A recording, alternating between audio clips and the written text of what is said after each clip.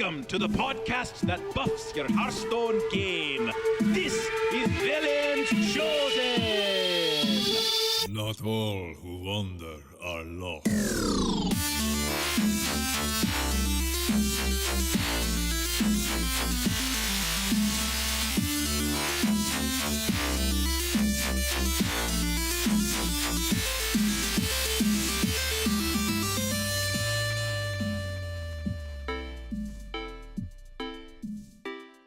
Greetings, visionaries. Welcome to Velen's Chosen. This is 164 of Velen's Chosen, and I'm your host, Rob May, coming in all the way from Japan in a nice, brisk morning on December 2nd. Welcome to Junigatsu, or December, ladies and gentlemen. We'll see you guys all December long, probably with a little bit of intermission with regards to the holidays.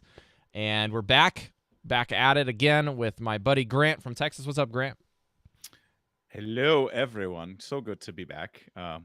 Eve, shout out to Eve real quick. Awesome lore episode last week. Really enjoyed it. Thanks for filling in for us.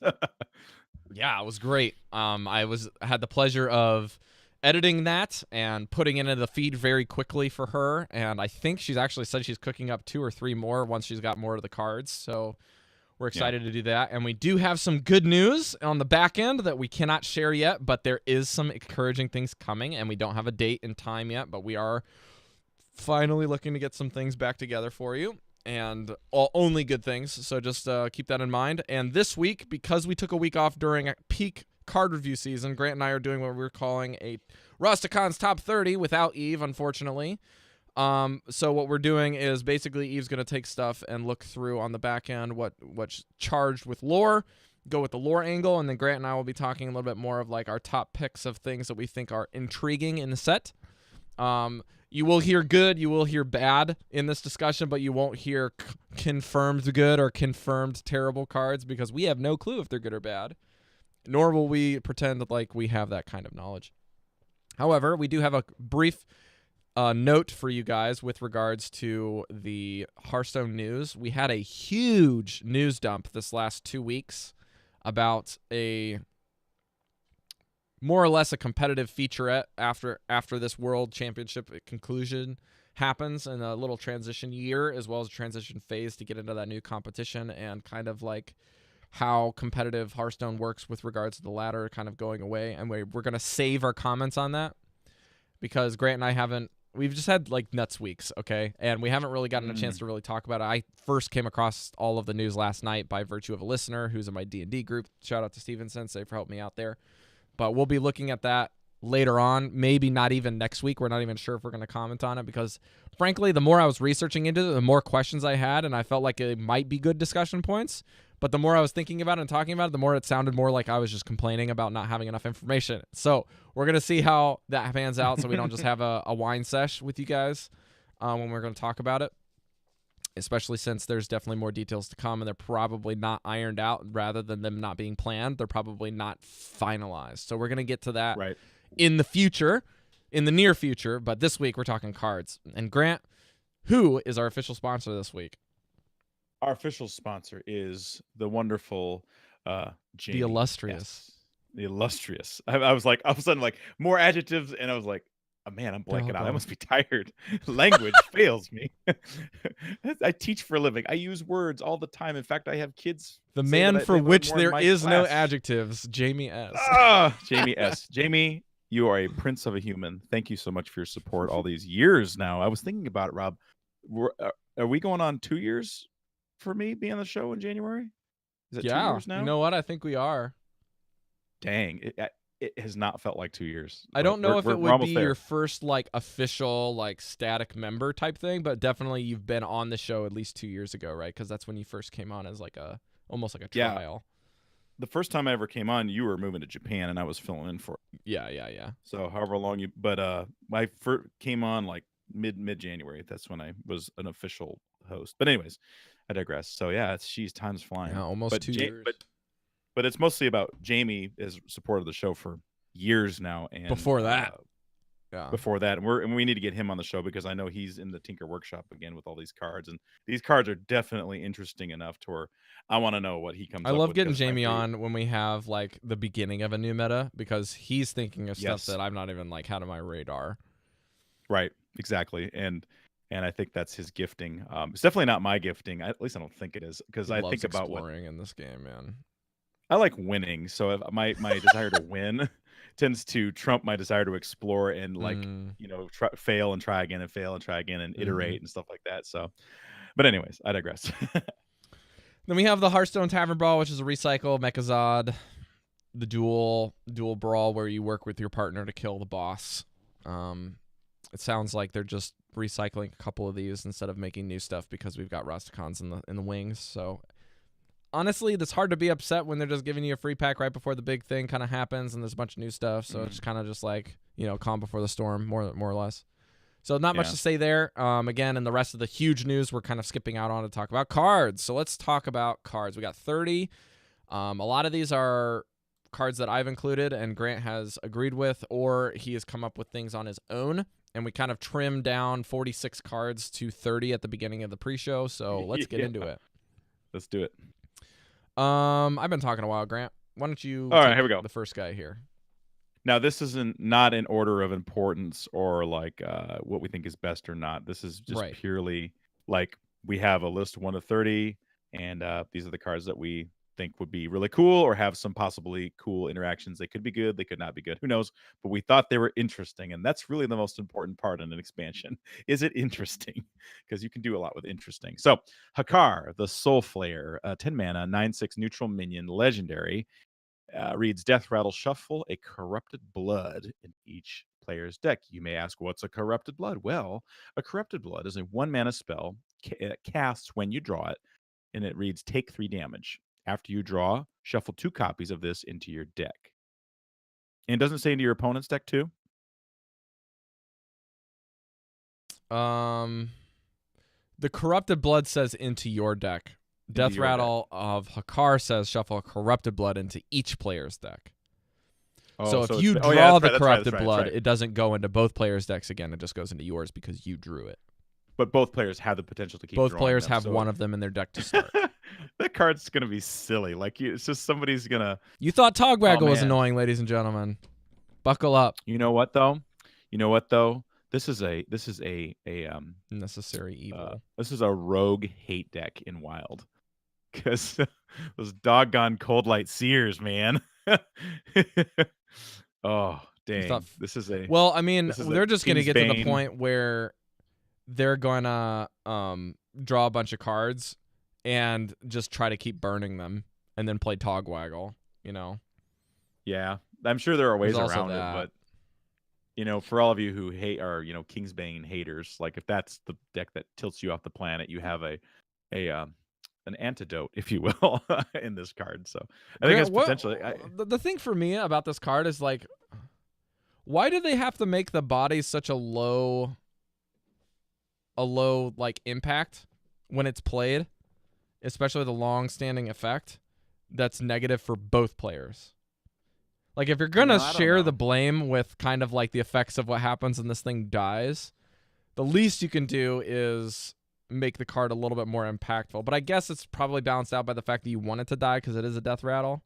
It seems like you give it a better body and you make it a battle cry and you get the negative effect of getting it in both players' decks. Or you do a death rattle and you only put it in your opponent's. I feel like that would be much better. Well, that was sort of the big complaint about Hadronox when it came out, right? It's like, well, you want it to die, but a 3/7's kind of hard to kill. You know what I mean? It still has 6 health, so that's fair. Yeah, so I mean, it's. But Hadronox I think is it'll 9, be fine. I so mean, you got to deal with a 9/6. You can't leave a 9/6 on the board. A 9/6 can punch you in the dome, and that can be game. Yeah, it's one of those things. There's a lot of drawback for the person who has to deal with this card. I think you have to. The cool thing is it's neutral. So, if you are a deck that has the capability of healing up, like maybe a Reno deck, that could be pretty cool in a Reno deck. So does your brain go immediately to Wild Lens for this card? That's where I go immediately. Granted, I've been playing a lot of Wild because I Sure. just kind of like Wild lately, mostly because nobody plays Shutterwalk in Wild. I hate Shutterwalk decks so much. So I was Sorry, thinking Flea, about I know this you've been card playing it today. when I put it in the show notes, and I was like, this card seems crazy in Priest. Yeah. And only because Priest has got the ability to pull this Death Rattle as a 5/5 from the deck. You can, in Wild, you can Barnes it. You can create gosh. 1/1 copies of this with all of the new 1/1 copy stuff. Oh gosh, it's so And gross. not only that, but you have Death Rattle activating cards, and you have Coffin Crashers that can pull this. And then I'm trying to think of like Benedictus plus all of this madness. Like you can Benedictus their deck and then Hakar to follow up.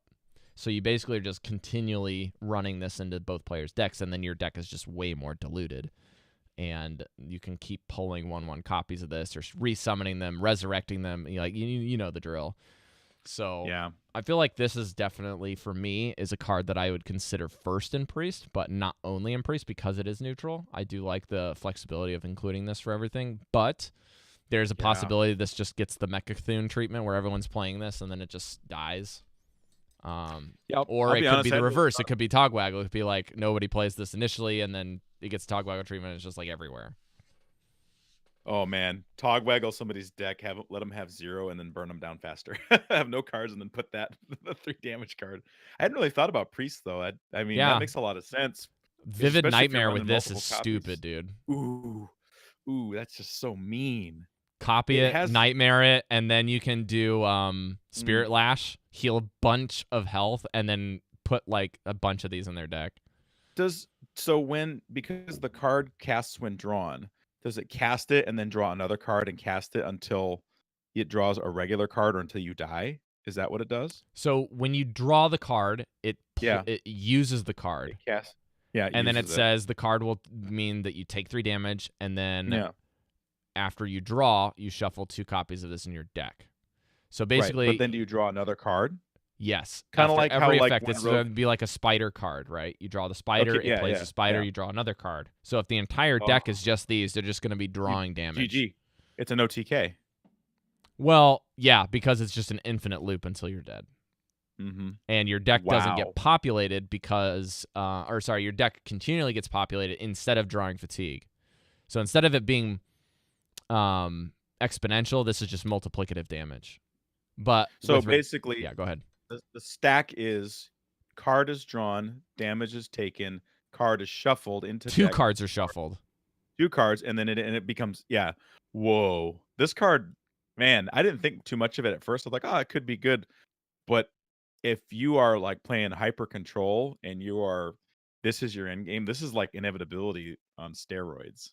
It's a mean form of inevitability. There's also some potential with rogues to use this. I know you mentioned that this is something that's rogue hate, but rogues can use this because of the Kobold guy, right? The one that discounts the death rattles and then Kel'Thuzad build. Dude, if you can pull it out, with that Kobold, so it becomes a 1/1. Oh gosh, Kobold Geomancer or Geomacer, and then use like the Necro Blade. Yeah, you can activate them. Oh man, because Death Rattle Rogue is sweet and wild, but it was almost good in standard with Malagos decks. Like there are people running. So with this card, that's so gross. Oh man, I don't even want to know what Gang Up could do. There's also stuff with just like recruiting it in Druid, recruiting it in Warrior. Yeah. Lots of options, potential. Man. All right, let's keep going. Yep. We're going to Shaman, so it's my turn. Cragwa the Frog. Not the Smaug. Sorry, it's a 6-mana 4/6. So holla at your boy Halaziel reference. This is a Shaman Beast minion. And yes, it is a frog.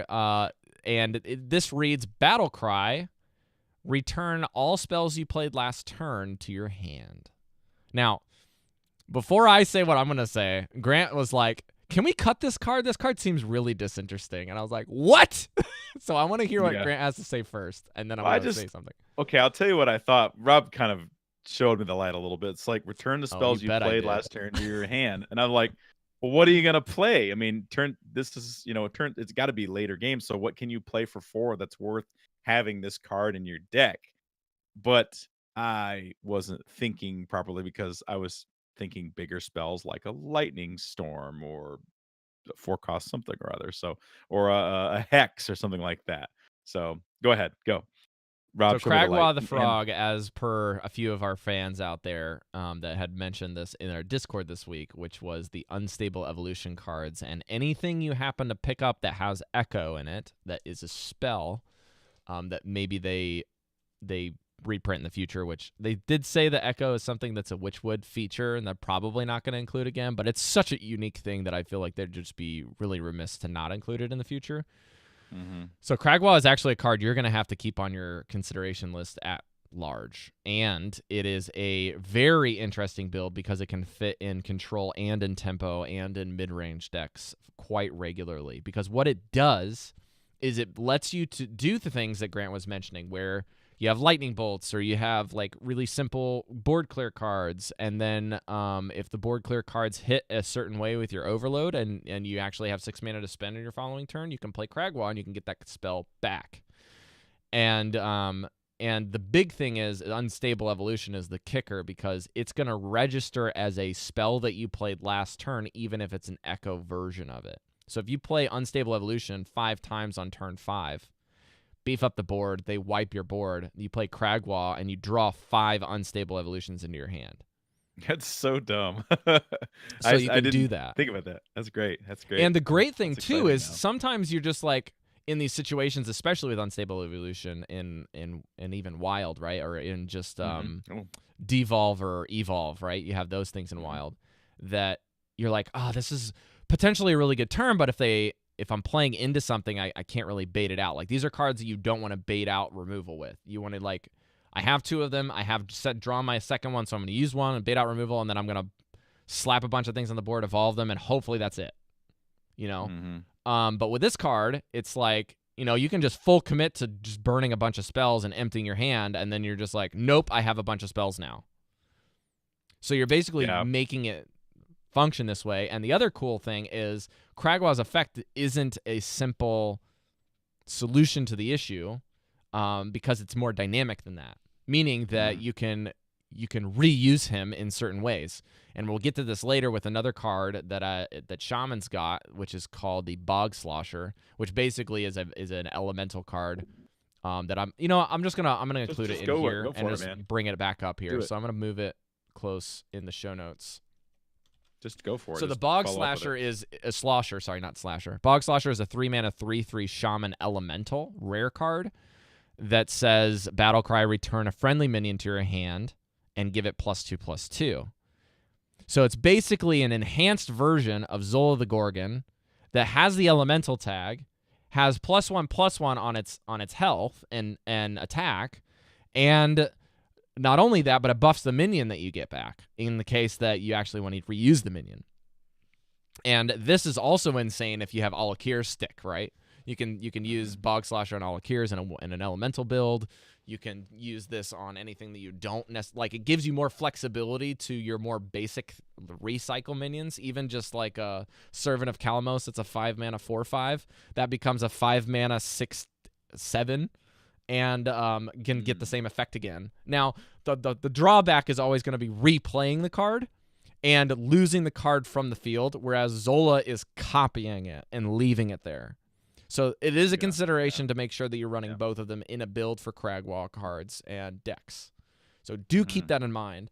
And the other thing about Cragwa that's really good is Cragwa not only fits in that build, but in a mid-tier, like a transition evolution, like mid-range build where you can include a transitional turn in the late game with Shudderwalk, where you're just playing a couple spells here and there. You drop down a Hagatha, you're playing this card into it, you're getting those spells back. Hagatha gives you another spell for playing Cragwa, and then late game, you can dump all of your spells, empty your hand, and then play Shudderwalk. And even if you're not getting Shudderwalk back and that's not your game plan anymore like it was initially, you're getting a tempo Shudderwalk, you're getting a whole buttload of hand refill, and it's not overloading you. Yeah, I think I'm seeing the light on this card. It makes a lot of sense. This card's really powerful. This card, well, the thing is Hagatha taught me something in this last couple expansions, is that when Shaman can have an unknown amount of copies of its spells, because the spells are pretty powerful, that can be really, really hard to deal with. So if you can get multiple board clears or multiple hexes or multiple lava bursts or whatever you want to talk about, that's spooky. You know what I mean? It really And is. that could, and I see your point on the flexibility of the card, but anyways, probably should keep moving. We're gonna be go here ahead. forever. All right, I next could talk one about this card for hours. It's a good card though. I admit I was wrong. Soul Warden, 6 mana, 6/6 Warlock minion. It's epic. Has a battle cry reads: add 3 random cards you discarded this game to your hand. So more discard love. But the cool thing is it gives you 3 cards like of things that you got rid of. That's not bad. A 6/6 body's totally vanilla. I know Rob, you said it has like a epic has weird conditions, but I don't know if this is necessarily weird other than the fact that you're playing a discard deck. So will discard Warlock actually be good? I don't know. This seems like it could be pretty decent because it's a battle cry. It's not a death rattle. It's like boom, you get it right away.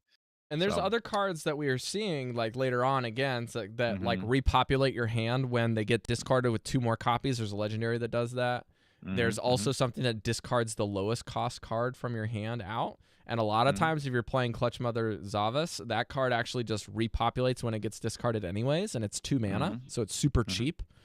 And then you basically can like I love the idea that we have a Soul Warden card to repopulate discarded things. So we have Yes. something to play around. Yes. It Yes. doesn't immediately affect the board, but it does give you value.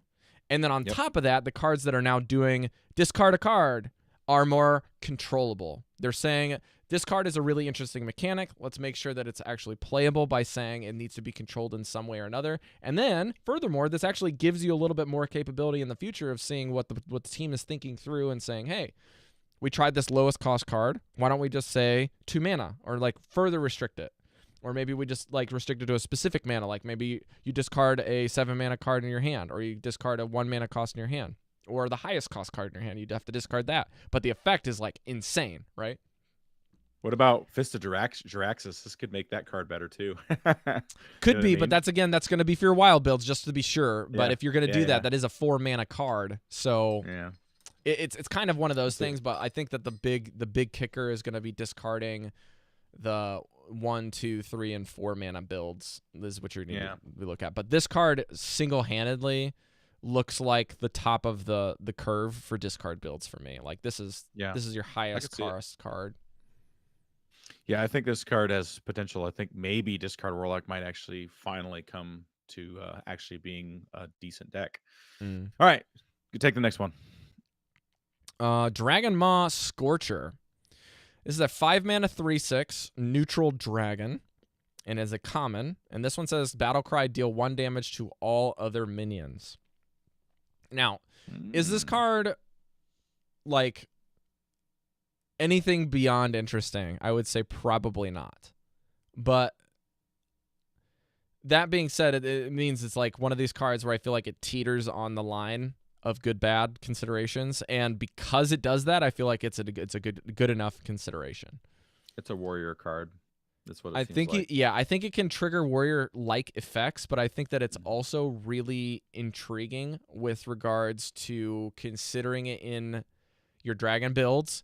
If you're playing a card that is dragon-esque in Dragon Warrior, there's a card that lets you pull random dragons, and this is going to be one of the things in the pool, so you have to consider that. In Wild, it's going to be a card that's in the dragon pool for discoveries because it's neutral. You're going to be able to get it. It's 5 mana, so it is a little pricey, and it's 3/6, so it's pretty easy to kind of like figure out and finagle with and deal with. But the little thing that it does to all minions does make this a non-taunt minion that is pretty decent against aggro once you get around to it. Right. Well, I think it's a predictive card to deal with Odd Paladin to maybe they're just kind of wanting Odd Paladin to not be as strong as it's been, and potentially deal with pirate cards because there's a lot of pirate love in this set, and maybe they don't want pirate stuff to get out of hand. That's kind of my thinking on I this do one. like that you brought that up, Grant, because I feel like this guy has the idea of saying, hey, I'm a dragon, and you're going to have to consider me in dragon cards, but also I do this thing that a lot of other people can utilize if certain things get out of hand. Yeah. So it's like a secret tech card. You know what I mean? Yeah. And it doesn't have the condition of if you're holding a dragon or anything like that. So Right. that's pretty It's not cool. conditional outside of if you want to run 3/6 worth of stats for 5. Yeah. Cool. Next one. Grawl the Shark. 5 mana, 2/2 rogue beast legendary. Battle Card cry. art Eat a is minion. fantastic for this. This is one of my favorites. Battle cry. Eat a minion in your deck and gain its stats. Add it to your hand. Bruh.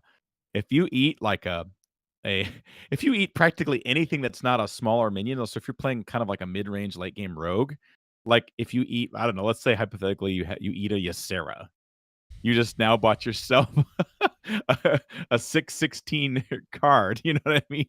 A 6/16 that would be really hard to deal with.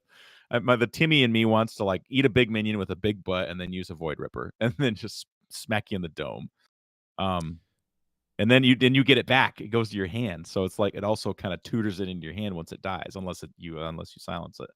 So I think there's some potential for this one. I'm excited. Need about we this. remind anyone how good Death Rattle Rogue was and still potentially can get out of hand? It really and does. Necrium Blades, activating your Death Rattle cards, like with other cards, just saying, hey, I'm going to activate this, and it's not going to die. It's just going to get activated. So you can like legit not just thin the deck is something that's like that misnomer that everyone's going to consider, but it's like less of an importance. It's more of like you're getting a specific minion at random, right? You're not getting a spell, you're getting a minion. So you're getting something that's going to further the game plan that you've built up in your deck. Yeah. And when your guy dies, if it doesn't get silenced, you're going to get it. And it's one of those effects that's like, it's really good to get the effect off, but it's like this isn't even necessarily that great for somebody to burn a silence into it. So it's like, do I have to commit my silence to this? Is this what I'm doing? Because I don't know what it is. And like, even though if you may know what it is, you might have to if it's huge. But even if it's minor and they don't commit the silence to it, you're just like, dude, I'm gonna pull anything. Like even if it's just like an Elven Minstrel. This becomes a 6/4 for 5 mana, and then if you can do anything to activate it, you've got 2 Elven Minstrels that can go to your hand. Minimum. Because you've activated it, and then it's going to die, and you're going to need another one. In the right build, this card is like a card that really forces suboptimal play. Because it's like, man, I don't want to have to deal with this. Like, I don't want to like clear it only to give you a really good card that I know is in your hand, and I have to play around for the rest of the game. I think this card's got a lot of potential. Grant, do you know the Loa card that they got? The Spirit of the Shark? Spirit of the Shark? I don't remember what doubles it says, all of your combos and battle cries. Oh, gosh. So you can combo that card on turn 4 into this card on turn 5 because it's got stealth and can't die for that one turn. Then you play it into Brawl. Yeah. You pull something from the deck. You eat it twice, which I'm really interested to see how this battle cry is going to interact with the Death Rattle. Does that mean because you ate a card twice, or do you eat 2 different cards? You know, I don't know. I'm curious to know how that'll work. I wonder if also brand Bronzebeard for Wild, ladies and gents. Yeah, hype. Dude, this is a super hype card, and it's a freaking shark. Come on. Yeah, they've had a bear shark, which is a good card. So confirmed better than a bear shark, ladies and gentlemen. You can eat a bear shark. You could eat a bear shark. You steal what it else first. Could you eat? Steal the bear shark, eat the bear shark. I feel like this has turned into an episode of Sesame Street like so fast. All right. B is for bear shark. Anything that you're thinking of as the gears are turning before we move on? No, let's go. We got cards to talk about. Mark of the Loa. Mon is a 4-mana druid spell. It's a rare choose one. So this one for druids is going to give a minion +2 attack and 4 health with taunt. So kind of like a mini Velen's Chosen for druids with the taunt effect as one of the choose ones instead of a spell damage. Or you can summon 2 3/2 raptors that do get the beast tag. So get a 6/4 power across 2 bodies, or get it a 2/4 on taunt on 1 spell. On 1 body, sorry, that exists.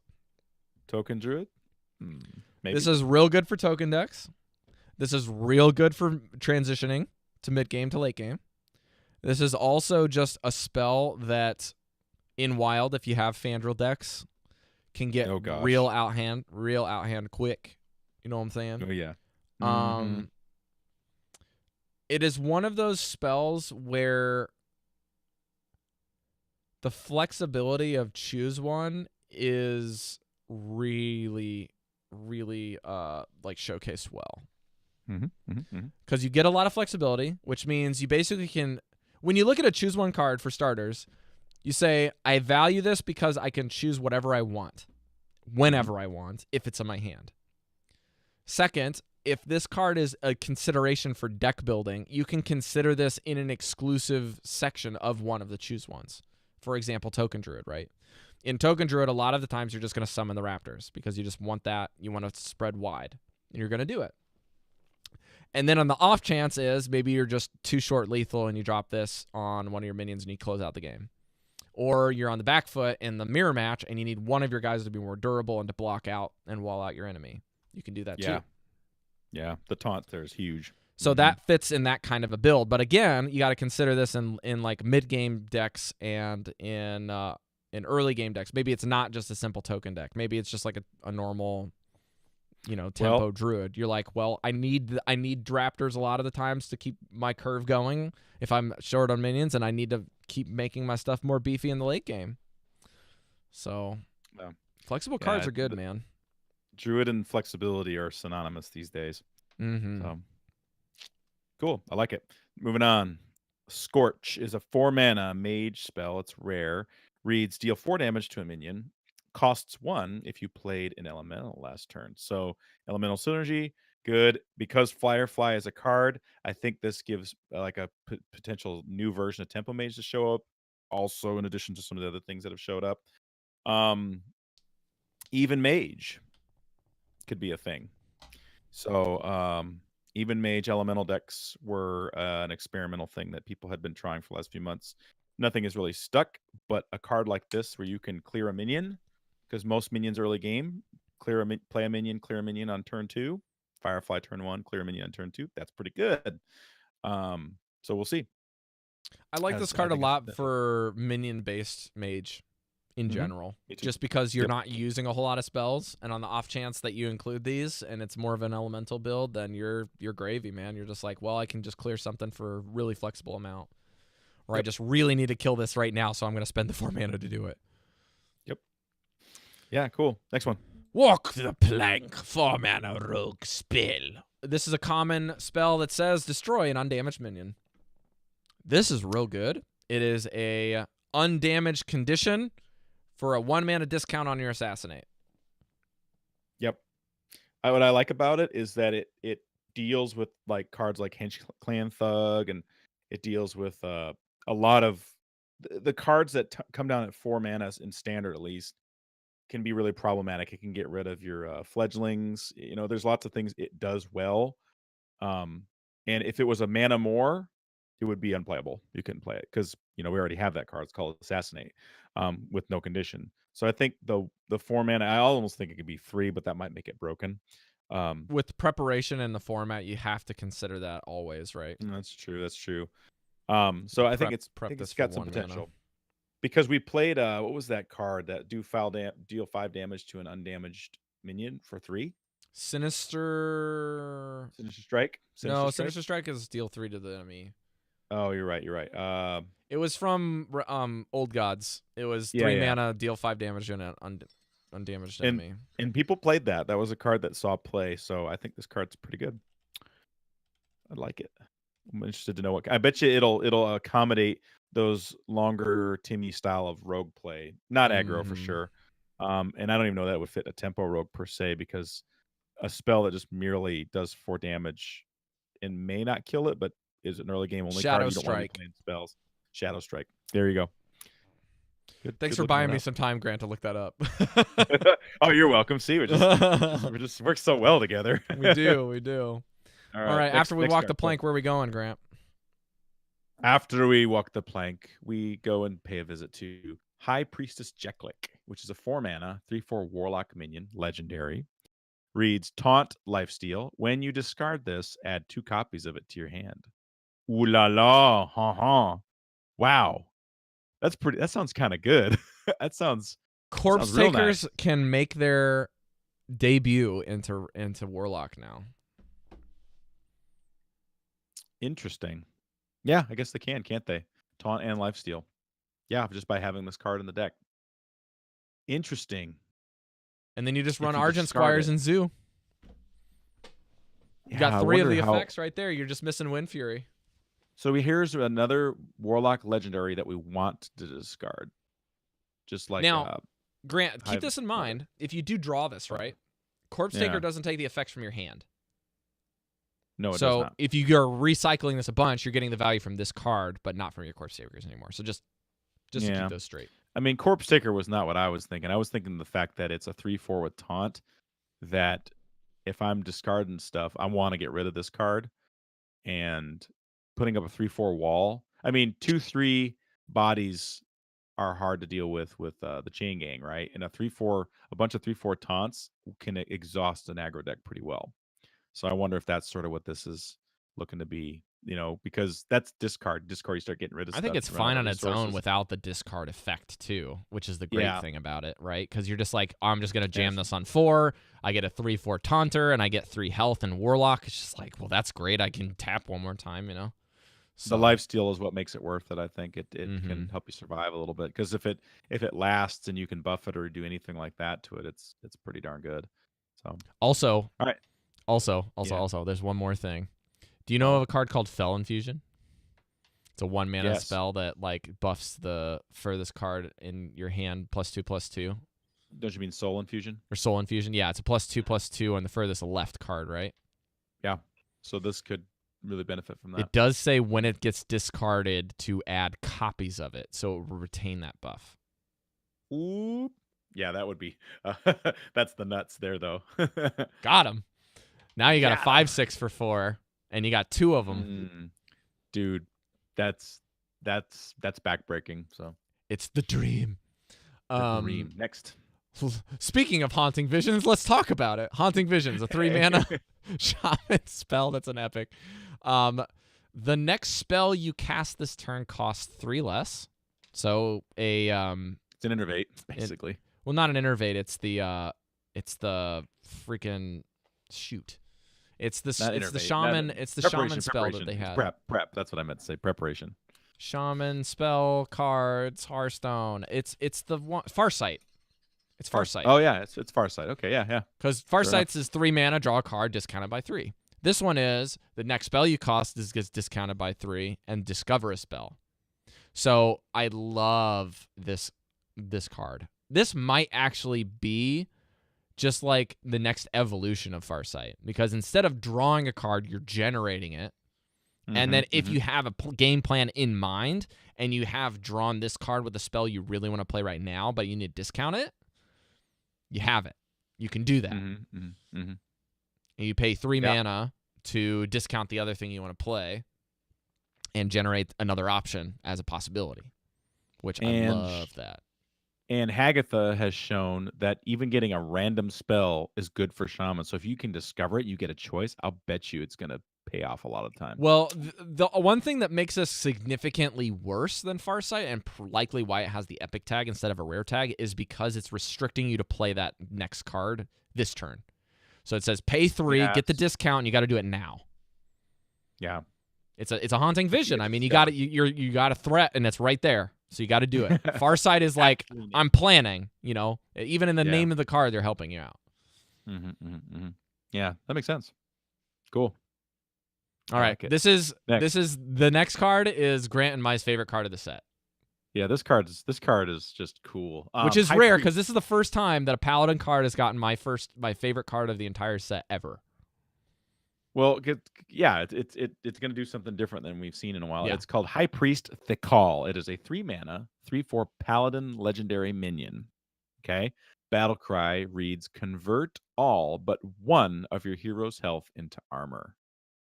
So this combined with let's just go to Wild, because it's the first thing I thought of. This combined with Reno and or Forbidden Healing, and all of a sudden you have 60 health. Ragnaros Or Light Lord as well.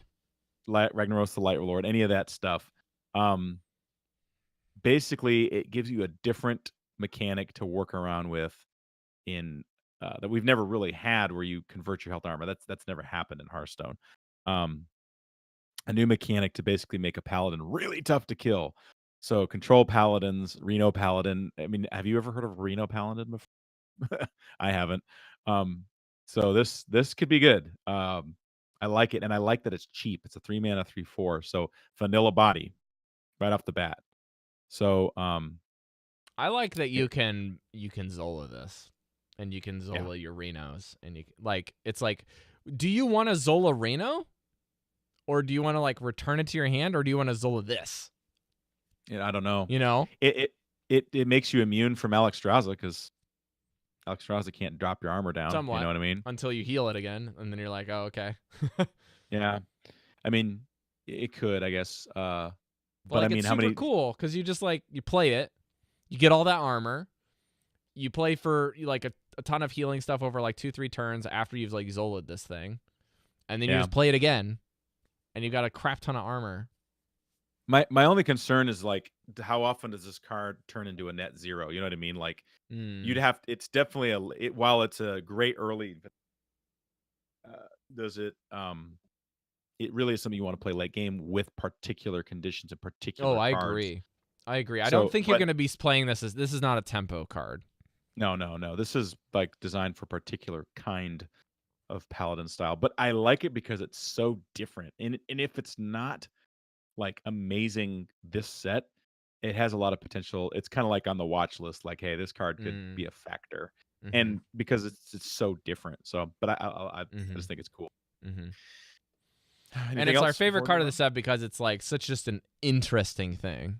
Like From our an favorite cards of the interest set are standpoint of view. generally not power cards. Unironically. Yeah. All right, Reckless Dire Troll. This is a 3 mana 2/6 Warlock minion that is a common. So 3 mana 2/6. Mhm. Really weird. Taunt. All right, so we got there. We got something. Battle cry, discard your lowest cost card. Deal. In a If I'm zoo playing Zoo, build, a lot of times this where is you're great. going to be like dumping 2-3 cards a turn and on curve, you can Mhm. play this. It can be really good if you just holding Clutch Mother Zavas and it's the only 2 mana card. You can just plan to dump a specific card in your hand and do it that way. There's a lot of times where I can see this being a 50-50 where you're like, I can really discard something good. I can discard my Silverware Golem in Wild, or I can discard this other thing that's 3 mana and be real bad. Yeah. So Yeah. you're going to come across situations where discarding is bad. It's just how the mechanic works. But it is something that is plannable. This is not a random effect anymore in this card. This card in tandem with some of the other ones that we'll see, like, I want to try discard Warlock again. Maybe my Zakari sacrifice can actually be good. Oh, Lakari Sacrifice? Yeah. Lakari. I said Zakari. Lakari. Yeah, thank you. Like, I actually have that card. I pulled it, and I was like, maybe it'll be good. I know Wicked and I have been holding out, a strand of hope for maybe that card being good. So we'll see. Yeah. Oh, I don't yeah. know, man. Yep. Cool. Super Any interesting. other thought? Number 14, Zen Teemo. 3 mana, 1/3 Shaman minion. It is legendary. 3 mana, 1/3 Shaman legendary. I mean, that's an odd health It's stat a for weird a legendary stat line. minion. Whenever you target a minion with a spell, it also targets adjacent ones. How interesting. So let's see here. Lightning. Can just think a lightning bolt. Just boom. You've done 3 damage. Now you to will 3 different overload minions. 3 times as if it casts, just to be sure, or 2 times if you hit the thing on Well, the extra side on the right, far Well, right or far left. It says also targets, but it doesn't say recast. So are you sure it would? Yes, they re-overload you? confirmed this on Twitter. Oh, okay. That's pretty neat. Lava burst. It seems like kind of a hit button in case of emergency kind of card. You know what I mean? Does it do it with AoE spells like lightning storm? Does it? You know what I mean? Because it's not targetable, so it has to be a targetable spell. I'm guessing, right? Yeah, it does. Grant, you wanna know about another card that we've already mentioned in Shaman that can go with this? The Starts frog. with U and it ends with evolution. Oh, unstable evolution. Oh, so it does. It can unstable evolution all of your 3 minions. Oh, minions. bruh, that's sweet. No, that's real sweet. And it's only a 3 mana. Oh yeah, that deal. Sure. Evolution shaman's back. Let's do Grant it. is gonna go Here we- home, like he's gonna go to this photocopier at school. And he's gonna print unstable evolution. He's gonna paste it on his keyboard, and he's just gonna be like, "Oh Never my forget god!" unstable evolution. Every time he plays Hearthstone. I just don't want another shaman deck that makes me hate the game. That's all I want. I don't want that anymore because that's happened like 3 or 4 times over the last few Yeah. years. It's like Yeah. another shaman. You know. The funny thing is, I play shaman quite a bit too. It's just I have a love-hate relationship. It's the deck Also, I you want to would know the other class of love card and hate. that is targetable is Wind Fury, Oh gosh. and another That would card be is so Rockbiter Weapon. Yep. Oh, dude, let's it's see like here. damage out of nowhere. Oh man. Ooh. Earth Shock. That's 3 silences. Frost Shock is dude. 3 freezes, which could work if you actually want to go full meme squad and bring out the what's the guy, the frozen guy, the Egads Marabi? copies. Yeah, full on Robbie that sucker, man. I pulled a Marabi the other day out of at random, and I was like, ah man.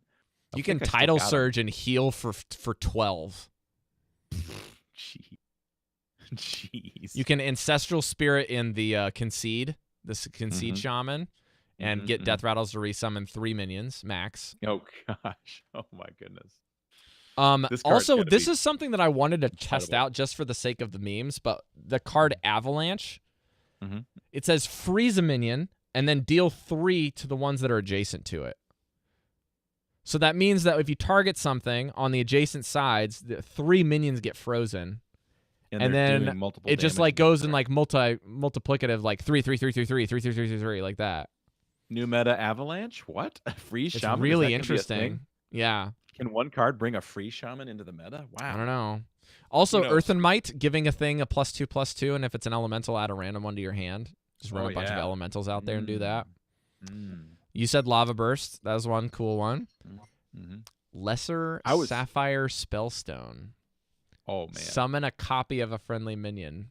You can make this like actually you can cast it a couple times, even if you only have it at lesser instead of greater, because you're gonna fill your board, right?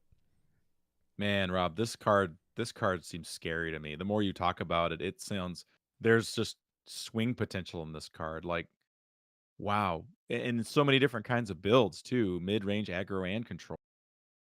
Cryostasis, you can really go full meme squad. You can freeze your It- entire board, draw a bunch of stuff with Murabi, and get +3/+3 on 3 minions. It makes sense why its stats are so just Weird. ignorable because Yeah. well, you don't use it for the stats. It's merely an activator to do a swing Mhm. turn or do something that's gonna. I'm set looking up a through board. more spell cards, but I think that might be it. Oh my gosh, dude. Unstable evolution scares You the can crap out of rune spear spells. oh my goodness. Whoa, dude. Rune spear new meta. I got that card too. I just never use it. Not even once. Man, Okay, I think there's going to be some really fun Bloodlust games in the future, dude. It's going to be a lot of fun. Oh my gosh. Yeah, let's do Like, it. you're basically just going to set this up, right? It's 5 mana. It's 5 mana to do this with Wind Fury. And then you spend 10 mana, you do this guy, Bloodlust, and Wind Fury, and this GG. So positioning has a potential different level of importance. Is then. this guy odd? Yeah. He's an Yeah. odd card. Okay. So that's the balance. That's the balance. Yeah, it can't be Okay, an even cool. common.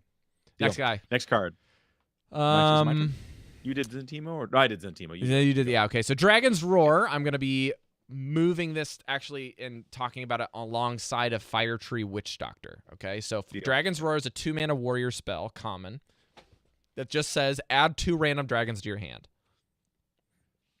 And then the next card, Fire Tree Witch Doctor, is a 2/2 2-mana neutral minion that's a rare that says battle cry. If you're holding a dragon, discover a spell. Mm. Now remember, this is a neutral minion. Mhm. So if you are playing a dragon's build, these 2 cards are going to be absolutely necessary in warrior. Like, you have to run these cards. Like you're very limited in that space. And the great thing is this also allows you to have a possible option of pulling multitudes of dragons that are not in your deck that are really powerful, or even just having something for an activator. So let's say you roll around turn 2 and you got both of these in your hand and you don't have another dragon.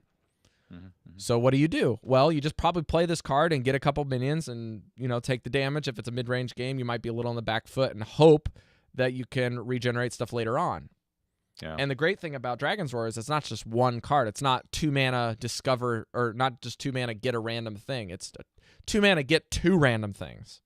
Yeah. That seems pretty darn good. I don't remember if there is an exclusive dragon in Standard Dragon Cards Hearthstone. I know that you're going to get the normal stuff, right? You're going to get Twilight Drakes, you're going to get Alexstrasza's, your Yseras, your Deathwings, your Malygos, Malygeese, your Cobalt Scalebanes, your Dragon Ma Scorchers, which we mentioned earlier. You can low roll into a Fairy Dragon or a Hoarding Dragon or a Marsh Drake, but you can high roll into a Sleepy Dragon. Keep in mind, this isn't Discover, so you can get other dragons from other classes. So it's like Bone Drake, right? So you can get a Bone Drake, you can get a Carrion Drake from Hunters with a Poisonous if you had a minion die that turn. You can Duskbreaker from Priest. You can Nightscale Matriarch from Priest. You can get an Ebon Dragonsmith that reduces cost of weapons in your hand by 2. You can get Primordial Drakes. You can even get a Nightmare Amalgam. So keep that in mind. You can low roll into that. You can get Emrys, which is super hype. Yeah. Nosedormus, Syndragosa, and Temporis. Nice. And it looks like Rhastakahn's Rumble is giving you a 5 mana 5/5 if you're holding a dragon, gain 5 armor. And I don't remember if we mentioned this card yet, but we're mentioning it now alongside of the other dragon, which is Crowd Roaster, 7 mana 7/4. If you're holding a dragon, deal 7 damage to an enemy minion. Basically a reimagination of a previous card that we had in Blackrock, which was gosh dang it, Rend Blackhand. It's kind of a Rend Blackhand-esque minion, but it's an epic, and you're going to have 2 of them.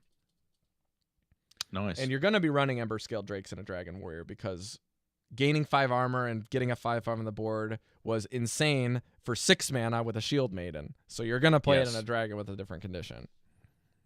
Yeah, the Ember Scale Drake is a must include. Yeah, Dragon Warrior is hype as heck, man. Even in Wild, it might even make a return. I could see it happening.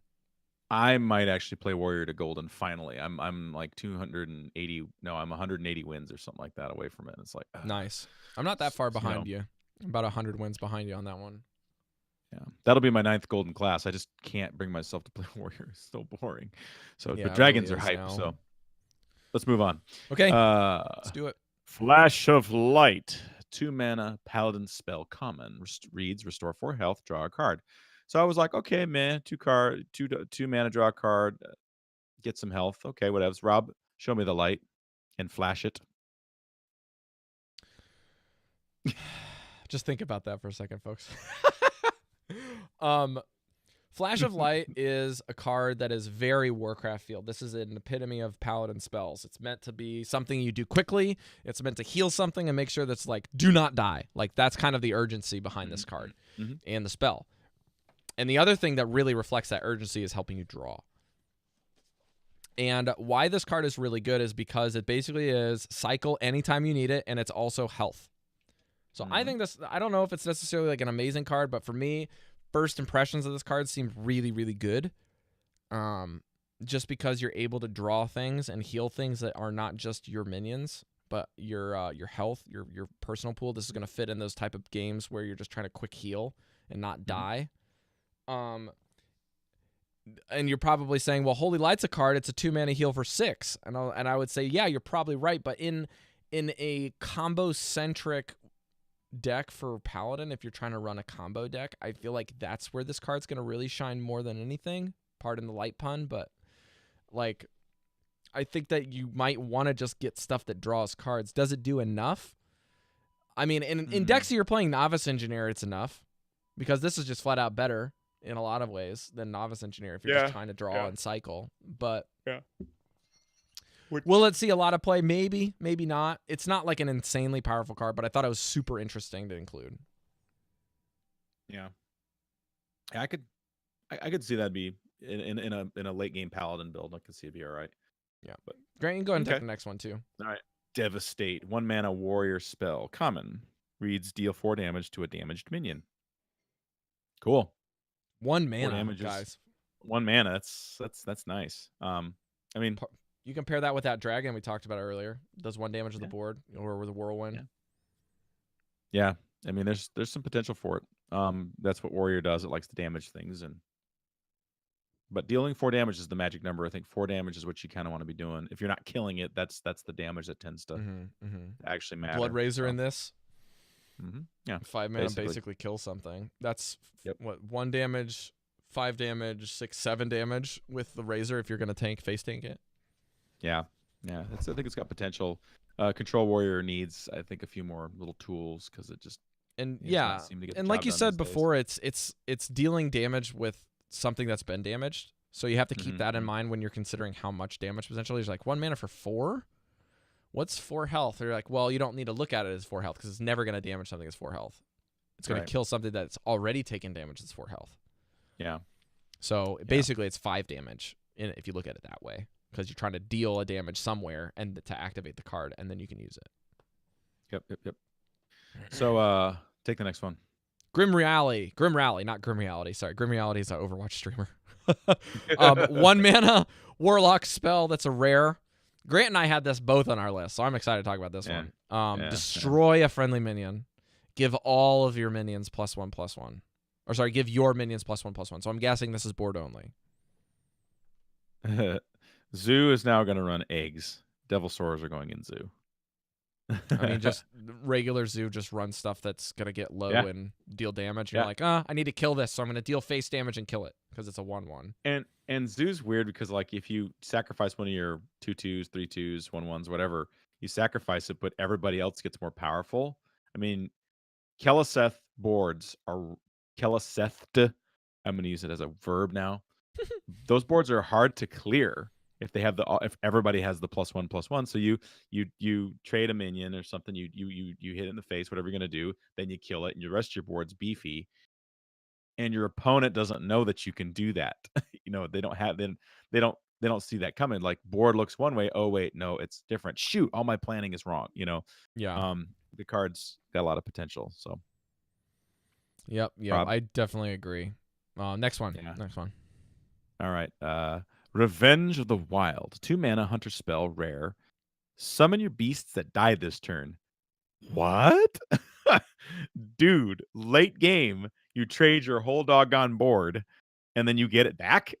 Or you play your wolves, you trade them all, and you get them back. I mean, that's insane to me. Or turn 5. This is 2 mana. For 2 mana. I mean, if it was a 3 free or 4 reload. mana, it feels basically free. 2 mana is what makes this just ridiculous. I like how they showcased it too. Like, it was a cool showcase, but to me, I was just like, this card is so dangerous, dude. 2 mana though, that's insane. I mean, okay, Grant, do you know there's a card that kills your own minions that was very much like Zoo that they got? Go ahead. No, I'm blanking. There's that one that like toxic. It's like toxic something. It gives a minion +3/+3, and you kill it at the end of the turn. Oh yeah. That's Wild Frenzy. Yeah. Yeah. And then it puts them in your deck when it dies and all that stuff. Like, oh gosh. Or no. Wild Frenzy is the one that just buffs them and puts it in your deck. Takes it out of the board. Oh, which one's the Goblin Prank, right? Yeah, that's it. It's got like the Goblin dumping Prank. like acid on the face of an orc or something. Yeah. Dude, this card's gonna do stuff. I mean, being able to, because Hunter's been just running beasts, just lots and lots of beasts lately, and being able to get them back for 2 mana, who needs N'Zoth? Things like that. I mean, that's just, whew, that's crazy. I wonder if they're gonna have anything where, like, recruitment is okay or not. Yeah. Because that works, right? Because you can recruit stuff with what's her face? Katharina? The chick card. What's her name? Katharina? Yeah, Winter Wisp. Yeah. You just drop her in and you just pull something out, and you can run the 2 Devil Sars. You can run Crush. Yeah, that's what I'm thinking.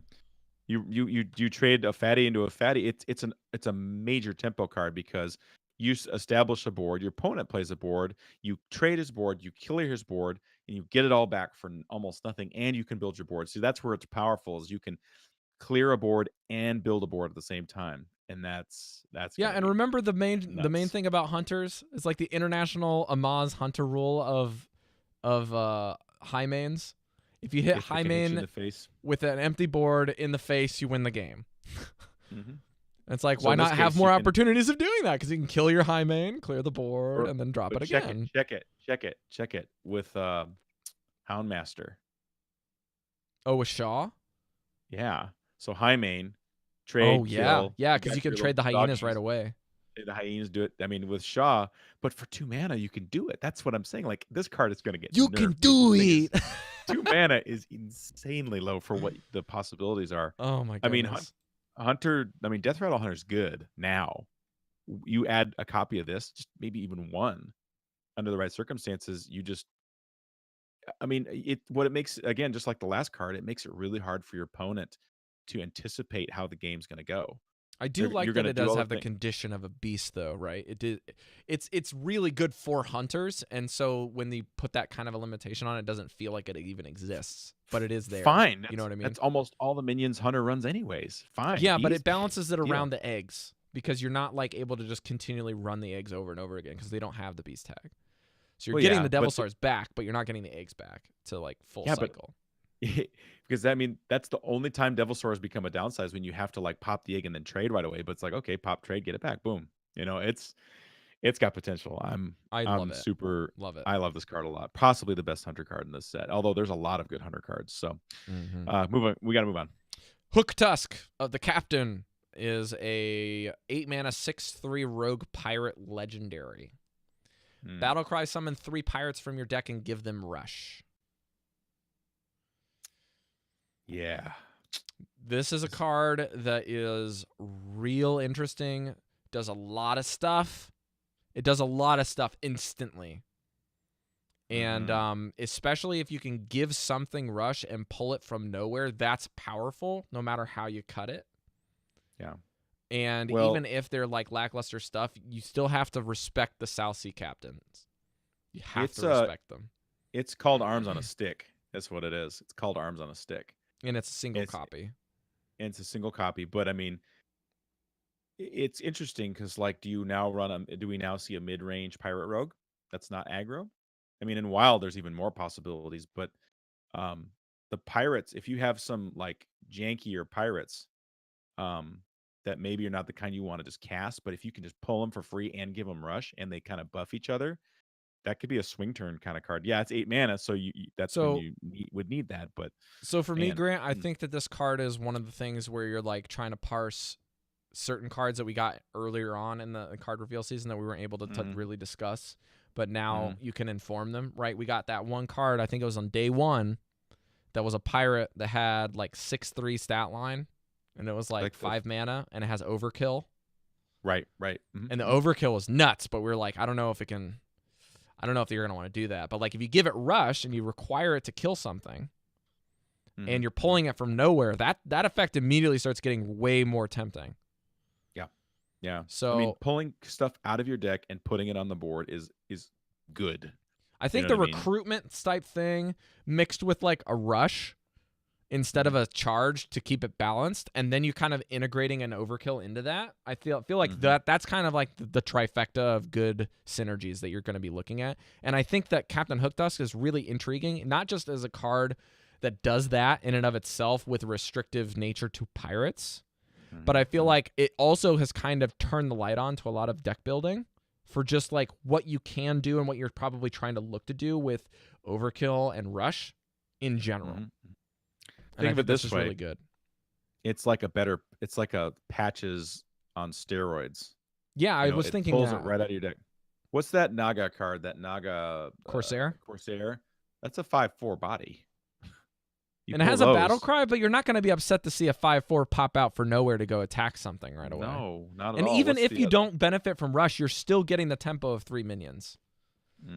So that's something that a lot of the discussions that I've been seeing, I haven't really seen that as a major thing. They're like, well, what am I going to do this rush for? What do you need to use the rush for? You got 3 minions for free, and you have 4 now on the board from nowhere. Check this. Rob, check it out. Turn 10, ship's cannon, then in wild, then hook Tusk.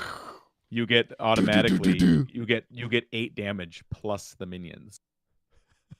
I want to know what her sound effect is now. Because it's just like, batten down the hatches, we're boarding, get the grappling hooks, let's go. It's going to be something about getting a dentist is what it's going to be. It's going to be like, fetch me the dentist. I don't know. So. I don't know. I feel like this card with a ship's cannon is great. It's like kind of like, you see this pirate ship kind of like roll up, and somebody like puts the cannons like out of the ship, and then they like go, and they're like boarding this other ship, and all these pirates go like, yeah!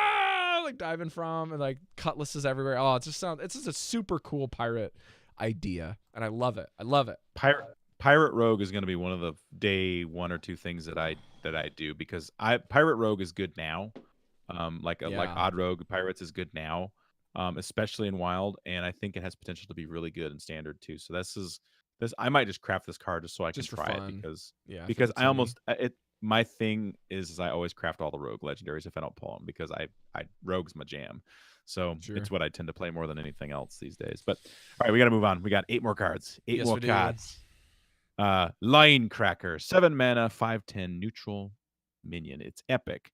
It has overkill, double this minion's attack. So Rob was like, okay, what is what this are you card? doing? Why is this in the show notes, Grant? Well, the reason I like this card is because it's like, man, Void Ripper's still a thing, man. And a 5/10 is hard to get. Anything with 10 health is hard to get rid of. So you Void Ripper it, or you hit it, you flip it, and then you hit attack and kill something. Then you have a massive body that like a 20-something or a 15 attack or a 16 attack minion that has to deal. Your opponent has to deal went with. one more step than Grant did. I was like, you don't even care that this thing has overkill. You drop it on the board and you flip it next turn, and this is over.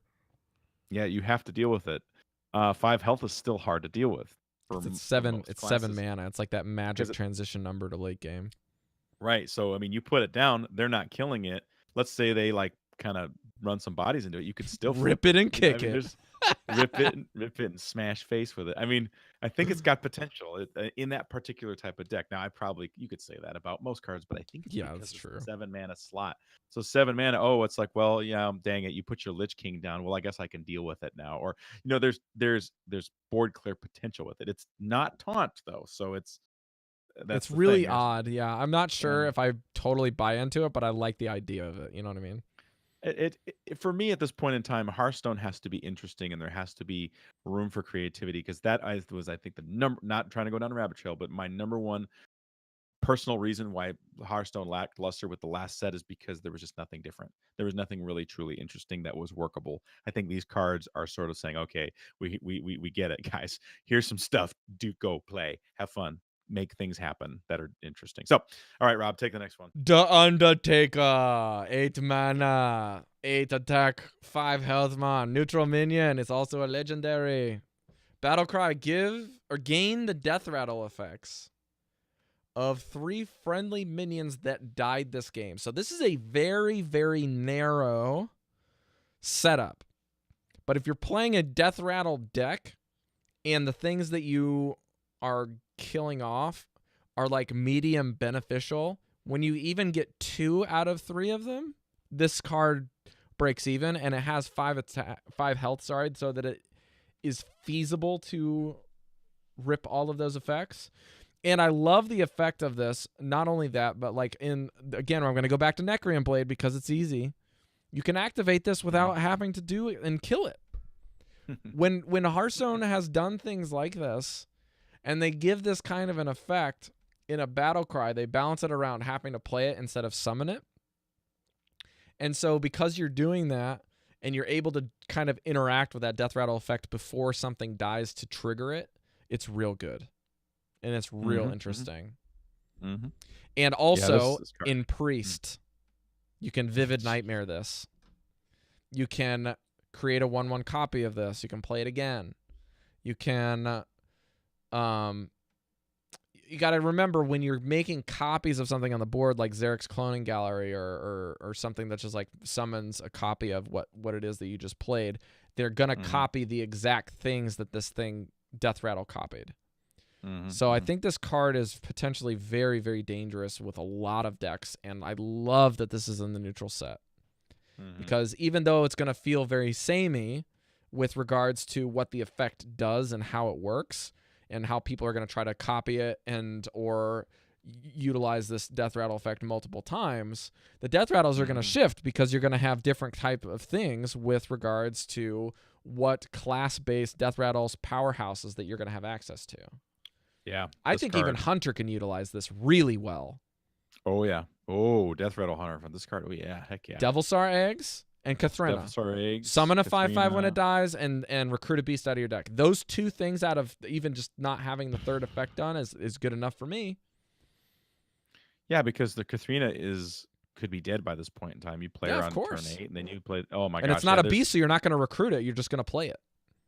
It seems like there's a little bit of power creep. I think the only hard question with this card is what do you sub out for, but I don't think it's that hard of a question. So, and even in other stuff where you're like, I'm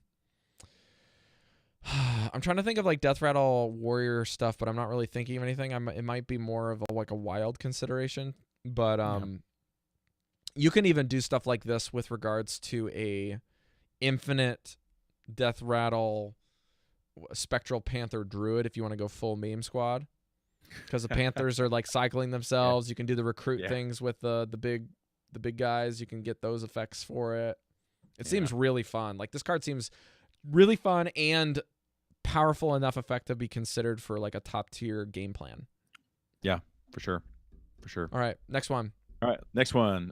Splitting Image. It's a 3-mana mage spell epic. It's a secret. When one of your minions is attacked, summon a copy of it. That Tempo Mage we were talking about earlier. Yep, this would be the type of card you'd want to put in it. Man, attack my Violet. What is that card? 4/3 that pulls a secret. That gives you a secret for 0. Violet not Illusionist. Gosh, what is that card? Oh, well, you know what I'm talking about, guys. I don't know the name of it either. That's why I haven't said anything. I have to clear it. Oh no, I just gave you another one. Shoot, what am I gonna do now? Yeah. Or if you're like a control mage, a Doomsayer, you go attack the Doomsayer and kill it. It's like, no, he has another Doomsayer. This board has to die. It's not even when they get killed. It's just when they get attacked. I know. So you got to keep that in mind, because if you're clearing stuff with spells, it doesn't count. Yeah. This is true. Spells don't count. It has to be a minion on a minion. So it seems good. I just wanted to bring it up because I think it has some potential being a good card. Card's super interesting. All right, big one. I'm going to let Grant talk and discuss this one more because I feel like he's got more insight. But Zul'jin is the 10-mana hunter card that was revealed by the China streamers with that really, really amazing video. So please go check that out. It's a legendary hero card, the only one of the set, and it's going to be in Hunter. And it is the normal hero card where it replaces your hero power, gain 5 armor, and do something. And the do something is Battle Cry. When cast all of the spells you've played this game to targets chosen randomly. So Yogg makes a return for hunters only.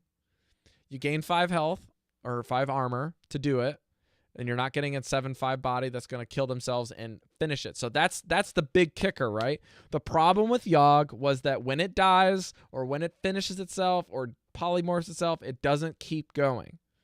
But what they've done is they said, look, it's going to keep going. It's not going to stop until somebody dies or the spells are done, and we're going to give it only to Hunter. And then on top of that, you can actually get your hero power to not just be able to deal 2 damage to face, but you can deal 2 damage anywhere. So very, very, very, very, very cool thing for all of you Yogg and Load fans out there. Now you can Zul'jin and load with axes or something. I don't know. It doesn't flow off the tongue as much, but hey, it's in your wheelhouse. Lock and Load Hunter. The Yogg and Load Hunter was a thing. I played that deck back in the day, and that deck was fun. This particular hero for Hunter makes a lot of sense. Somebody did a diagram on Twitter. I wish I had a link for it right now, but they basically did a big giant infographic about all the different Hunter spells that are available. And by the looks of it, looks like almost everything Hunter does is in favor of this card. casting. There's very few targetable hunter spells, that are gonna There's lots of negatively summoning minion spells or Yeah. secrets, and So you can get like Rhastakahn can give you more wolves options. and yes, yeah, gosh, Rhastakahn. Wolves and animal companions and the walls that what's the name of that where the walls come in and kill the outside minions? What's that spell? Crushing walls. Crushing walls. I mean, things like that. I mean, the downside for me, this is going to be like an auto include in a lot of especially spell or hunters. secret based. I mean, secrets are just a gimme, right? You get the Christmas tree again. I mean, there's so many things that this card does well, and the two targetable damage, awesome. I mean, this card's going to be. I asked on Twitter what people's day one crafts were, and almost every single person said this one. So I think I can. That's can the go one along thing with I that. love about them doing hero cards Mhm. and having very little of them. Even with Dr. Boom, people are like, I want that card. I want the hero. I want the cool thing. And Steven's saying Yeah. in chat here that it's not random. The targets are chosen randomly. So it's Yeah. more of like a Shutterwalk where things are in order. But I didn't. Yeah, that's what I was getting at. The order. I wasn't the- sure that the order of what order. you played them in is going to be relevant, because I don't think Yeah. the order of things that came out of Shutterwalk were in order No, they weren't. either. So you have to keep They that in weren't. mind. But the targets will be chosen randomly if there is a target to be chosen. So what you do is you don't worry about that. You just play the stuff that doesn't choose targets, or you play amount of them. You play stuff like To My Side. You play stuff like what's the one that summons all three of them for 9 mana? Call of the Wild. Call of the Wild. Yeah, it's Yeah, a 9 and mana. then Animal Companion, all of your Mhm. secrets. So many spells that are Heck, you don't even have to go with Rhastakahn. You can include Rhastakahn and only include like a handful of minions that you want to play. You've got your spell stones. We're already secret at hunter like type thing. 12, 15 cards just talking about this, right?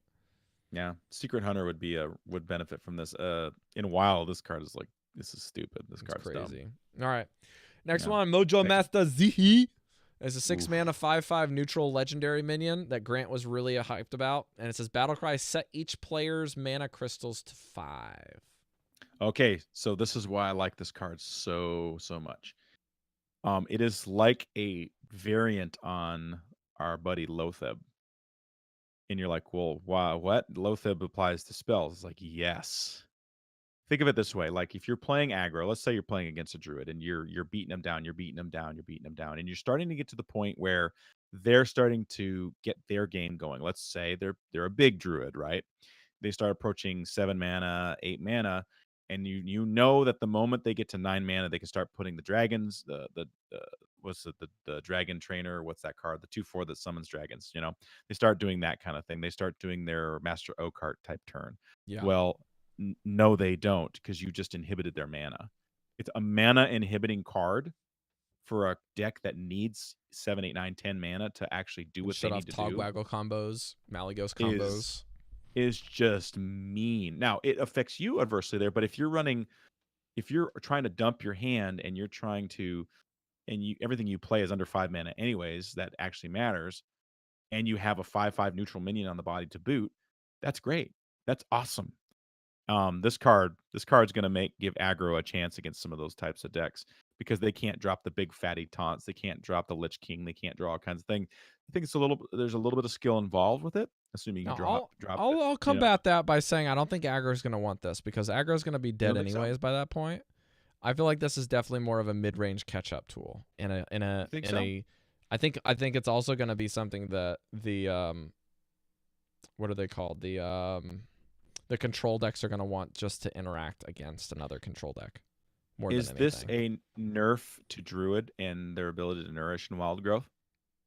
Is this saying? I think it's no, definitely targeting druids. I don't know if 'Cause it's a think about direct druid thing, but I think it could be to anyone, right? Like if you're getting to just decks that want to go late and they want to get to their 10 mana card, even if it's not in this set. This is a card that's going to fill a bunch of the future expansions with a counter. Yeah, I like this card a lot. This card's got some legs on it, and it's gonna. I Mhm. think it's gonna do a lot of work in a lot I of different agree. ways. I It's a agree. tech card for sure, but I think the body on it's fine. It's not a day one it- craft to be sure either, No, because you're not sure. it might be for me. It might Yeah? be for me just because. Okay. Yeah, I might craft it day one. I hope I pull it. I just 'cause think there's I too can- many other cards that I'd rather play my own game plan than worry about messing with other people's stuff Well, on day one. Yeah, that's true. I mean, the thing about this card is it's not the kind of card you play for fun. It's the kind of card you consider You as a poo-poo tech. fun with this Depending on- card. This is a tournament card. I can see this going into tournaments. I Like, agree. okay, I'm going to target X type of class, and then I'm going to use this card to help me do it. But anyways, Sure. next one is Tree Speaker. It's a 5-mana 4/4 Druid minion. Epic. Has a battle card. Transform your treants into 5/5 ancients. What? Hmm. Oh, dude! So you're playing on Wild where they do poison seeds, and they're like, "Haha, nerd! I just nerfed your board down to 2/2s." And you're like, "Nope, I have 5/5s now. You did." Honestly, I can see people just turning their own boards to treants or playing Well- out treants and doing this. And this helps validate some of the treant shenanigans that they released in the Boomsday project. Mhm. So I think this card is gonna. I think people are gonna tinker with this. I don't know if it's gonna make anything better, but I like it. 5 It's mana interesting 4/4. that it's a card now, right? Yeah, it's a card. So I don't know that we need to comment on it too much, but I think Treant Druid, maybe it's a thing. Who knows? Grant, I'm gonna have to ask you more questions on the next one. Ornery Tortoise, a 3-mana 3/5 neutral beast. That's a common, and it says battle cry, deal 5 damage to your hero. All right. Well, I like this card because a 3/5 body is really difficult to get. It doesn't have taunt, but it's a I On guess turn early game, 3, if I- on turn 3. I don't mind taking 5 damage on turn 3 if it really helps me like dominate board presence. Because health is a resource, right? If I can maintain board and this card helps me to do it, then maybe I just don't care that I just took 5 health to do that because you don't get to play and I get to just control your board. And a 3/5 minion can do a lot of work for you. So I don't know. The damage to the hero doesn't seem like it bugs me that much because what's the other 3/5 minion that you can play on 3? It's the Tar Creeper, but it has taunt, so it does get in the way. But it's a problem because when you try to deal with it, it's a 3/5. So But I it don't also know. has taunt, and It it also has doesn't taunt. do anything aggressively like this one does.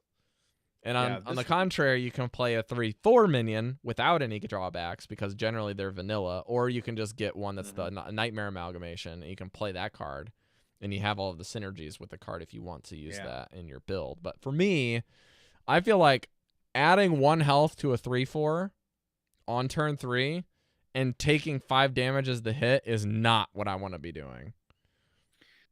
Well, I don't know, man, because 3/5 is that extra point could give you an extra trade. Is that 5 damage? Okay. I see what you're saying, and like I understand it in a base sense. But for me, like when I'm looking at deck building and I'm looking for 3-mana cards, There's better ones. That's true. it's Yeah, I like can what see am that. I replacing with this card? Because I feel like it's kind of like a B tier, right? It's like A versus B. Am I gonna play this, or am I gonna play my Shaman deck where I have, a 3-mana card that's way more intriguing to me, like Bog Slasher, where I can return a card to my hand if I want to, and I can play a 3/3 and get a +2/+2 on it. Yeah. So again, it's just for me, I can't buy into that logic because I just think that there's better options. But the logic that you're considering when we lose a crap ton of cards, this becomes a lot more appealing. Yeah. Yeah, definitely. So does. next rotation, this is definitely something in my consideration pool. All right. Last couple cards, and then we're gonna peace out here. All right, Stolen Steel is a 2-mana rogue spell. It is common, and it says discover a weapon from another class. I like it. I like it a lot. So you can rune spear in your rogue. No. I don't know why I keep bringing up Rune Spear today, guys. It's just on the mind. Rune Spears on the brain. Yeah. I think if you are if you're a control rogue or a face rogue and you need some damage, there's a lot of weapons that do a lot more damage than your puny hero power. So for 2, you discover a better weapon. I don't know. It's like I need 7 damage, 2 mana, Gore Howl, yay! There's Rune Spear. There's all the weapons from what set was that? Kobolds. So I think Legendary it has potential weapons. because it's only 2. Yeah, all kinds of weapons. Could be legendary weapons. Could be non. It's interesting because I think this is I'm not 100% sure on this. So for me, this is the first time I've seen something that says discover that the limitation is specifically outside of your class as a consideration. Which fine. There's lots of good weapons outside of your class. Paladin. No, for weapons sure. I'm just saying, Yeah. I don't think that we've ever really had something that says discover that hasn't had the limitation of being class specific and neutral. Usually it's random. Well, rogue always gets the random stuff, right? Yeah, get a random class card. Yeah, it's usually random. It's not discover because discover's whole thing was it's your That's why class I like it. and neutral. And now it's like, no, because it's weapons, which means it's only classes and it's not yours. Mm-hmm. So it fits the rogue motif of stealing your opponent's stuff, right? Steal their crap. That's what you want. Steal your girl. Steal your girl, steal your weapon, take your coin purse. So do we have shopping cart rogue now? Shopping cart rogue. Amazon rogue. Amazon rogue. eBay rogue. Probably fits a little Rogue better. back. Amazon sounds too much like a female warrior of strength rather than a website. Right. So Rogue.com. no. Rogue.com. Gosh dang it, Grant. Black market rogue. I think we found it. I think that's working. Black market rogue deal. Black Got it. market We're rogue. done. Black market We're eBay. down with that sickness. Regenerating All right, thug, Grant. Tell us the last one here. 4 mana, 3/5 neutral minion. It's common. At the start of your turn, restore 2 health to this minion. So Heyo. We almost cut that's this. nice. We almost cut it, but I think it's worth talking about because I've been playing it like I told you, I've been playing a lot of even shaman, and when you have that darn little totem on there that heals your minions, those ticks, Ooh, minions tend to just stick. And if this minion totem's can brutal, dude. just keep sticking, and you trade, and it keeps healing itself up, that's pretty darn good. So this has potential. Now the 4 mana cost for a 3/5, it's kind of iffy, but if it means that the minion just doesn't go away very easily, that Grant, could what be about worth the in extra mana. priest? So You can heal yourself with a Northshire. or in warlock. If you heal minions, what does there anything Heal in Zoo, warlock? Or right? is it only heals With heal Zoo? the maybe? what's the card? Is it a Light Warden maybe? The I Light think Warden, it's yeah. like a 1/3. So at the end of every turn, the Light Warden gets buffed. Ooh. It could be good. So, yeah. Yeah, Who I knows? definitely went. My brain definitely went to Shaman first. Like you said, that Mhm. totem is just like the one thing you consider. It doesn't have to go in an even deck. It can because it's 4 mana. No. But man, this card is real interesting because there's not a whole lot of cards that heal themselves like No, this and- card does. And it's at the start of And, your turn, so Yeah, and I I'm mean, that's the thinking like you're downside. basically setting up a board right with your Flame Tongue totems, and then just drop this. Mhm. And you're like, I got 2 things I got to deal with, and I don't know what to do because now you And- got and- a 3, you got a 6/5 that heals itself, or you got a 0/3 that you got to deal with. and maybe the start of the turn thing maybe makes it a big downside because being able to can't trade and and then heal. guarantee, which is what the totem does. So Yeah. maybe that's the downside, but I think it's I think you still can pair with cool. the totem, like you were saying though, is crazy. yeah, that's Like true. heal 2 at the beginning, trade something off, keep it up, or you're not trading because you're not dying. Trading is Right. innately in trading means that 2 things die. You're killing Yeah. something with this, and then you're healing up 1, and then if they can't deal with it, you heal 2 more. You basically reset we this guy's health. We might call it favorably trading then. So, I still don't yeah, think that, so- but yeah. So we should conclude the show, and we should conclude with overall thoughts. Rob, you go first. And I'll go second. Overall farts. Here we go. Overall um, farts. Yep. Darts and farts, kids. Overall farts. So you guys knew how pretty disenfranchised I was at the beginning of the set, right? Got back from BlizzCon, and I was like, meh, this is lame. Meh. Yeah, you were. After looking through these cards, I'm definitely more interested. Now that we have the full set. And I mean, you could say that about any set. You're definitely always more interested when you see everything. But does I it change a disagree, but whole yeah. lot, right? Does it change our opinions and our thoughts a whole lot? Is this still Hearthstone hitting par? Yes. Is this a better or worse set than the previous ones? Probably. It's probably a little better than the last one that we got. I think it's better. But does that really matter when you have a company and a game style where your regular releases require you to release cards? That's par. That's not better or worse than what you previously did. If the cards' quality or intrigue or style are better or worse, you're still hitting par because you're still producing cards that we expect. You're meeting community expectations. And the things that we have been having on the show as a recurring thing besides talking about new cards and playing with new cards is opinions on how the game feels, how you play the game, what is in the system, what is in the game, what are features in the game. We also have the Rhastakahn's Rumble with the Arena Rumble that they talked about in the single-player thing. We're not getting that for, 10 days after the expansion. We have no other news on that, and we didn't really get to do anything besides a little sample at BlizzCon, which was basically a Tavern Brawl version of it, which seemed pretty lackluster. It was fun. It was interesting, but it's not like it's a single-player content that I'm going to log in every day to go play or every week to go play. It's one of those things where you do the experience. Once you've finished everything, it's like a single-player mode in Zelda with no replay value. There's no side quests. You do the campaign, you're done. It's very much like very basic original Assassin's Creed where you do the story and it's over. Yeah. So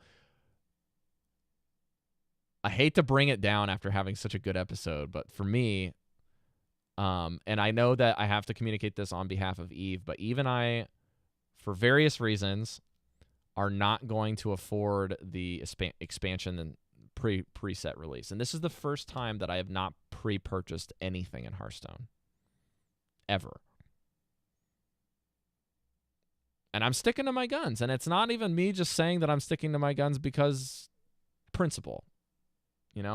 And Eve has her own different reasons, and it's not even close to mine. She's just like, it's not financially smart for me to do it. And for me, this is releasing on the December 4th, and guess what's happening on December 7th, Grant? And it's not D-Day, or I'm sorry, it's not it's not Pearl Harbor Day. No. Super Smash Brothers Ultimate is releasing on the Switch on the 7th. Oh, dang. Well, you got to allocate those funds, man. Money doesn't grow on trees. I mean, I just bought 2 controllers for GameCube because they're releasing this, and they have a converter thing, and my wife is more excited about Smash than I am. It's the first time she's probably more excited about a video game than I've ever been.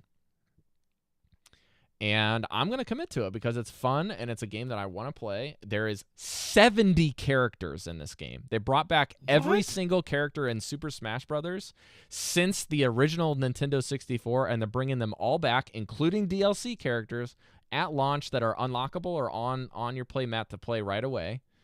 And then they're going to add more DLC characters, and they released the first one of information on it, which is basically a piranha plant from Mario. They're going to make that the 70th playable character in the first DLC.